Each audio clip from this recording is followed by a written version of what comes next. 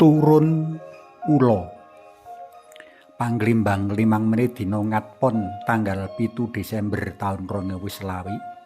Kapethik saka Injil Matius bab 3 ayat 1 tekan ayat 12. Lumrahe wong padha gila rikala sumurup ula.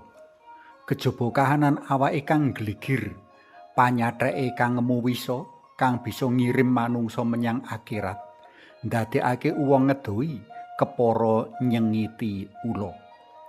Akeh wong kang rila rikala ketemu ula banjur padha njupuk penthung kanggo ngecek ndase.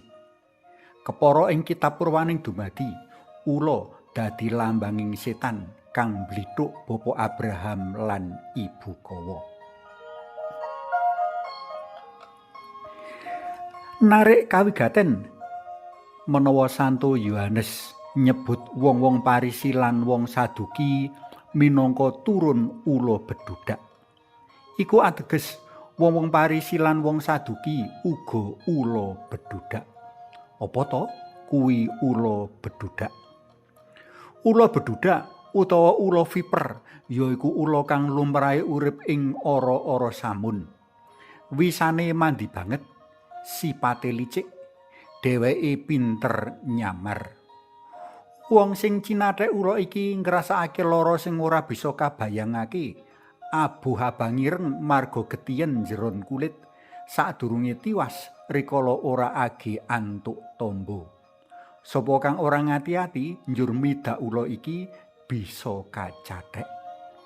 Wong Parisi lan wong Saduki kasebut turun ula bedhudak jalaran omongane kang ngemu wisa. Uripe lelamisan sarta sesungaran. Apa kang diucapake lan diwulangake beda karo apa kang ana atine. Wong Parisi lan wong Saduki uga rumangsa becik lan bener dhewe. Wong-wong mau gampang ngremehake liyan kang ora bisa urip kaya wong-wong mau. Wose patuladane mblasarake. Miturut Santo Yohanes, wong Parisi lan wong Saduki kudu mareni uripe kang lelamisan sarta sikape kang sesungaran menawa ora kepingin ketiban ukuman. Pamartobate kudu tulus saka ati lan tumus menyang ati. Wong-wong mau kudu nuduhake pamartobate ana owawan sikap kang nyata, ora urip lelamisan maneh sarta luwih peduli marang nangsib pepadha. Pros tresna PLM kinasih, aku kepengin ngajak panjenengan pandemen PLM munjerake pamartobat kanthi cara ngendhaleni tutuk, njaga tutuk. Tutuk bisa ngemu madu kaslametan nanging bisa ngemu wisa kang nekakake pati. Merga tutuk ngemu wisa, akeh wong nandhang sangsara lan rekoso. Merga tutuk ngemu wisa, akeh wong padha padudon. Marga tutuk ngemu wisa, paseduluran bisa bubar. Marga tutuk kang ngina, ngremehake sarta ngenyek ngetrek-etrek liyan bisa nglukro engga nganyut tuwuh. Aja nganti tutuk kita dadi watu sandungan marang liyan. Sewalike, monggo kapigunakake tutuk kita kanggo manembah lan muji syukur katur Allah. Monggo kapigunakake tutuk kita kanggo nglelipur liyan kang nembe kasusahan, negokake liyan kang nembe mbleret pangarep-arepe. Monggo kapigunakake tutuk kita kanggo medhar ngelmu kabecikan kang gawe karaharjaning liyan.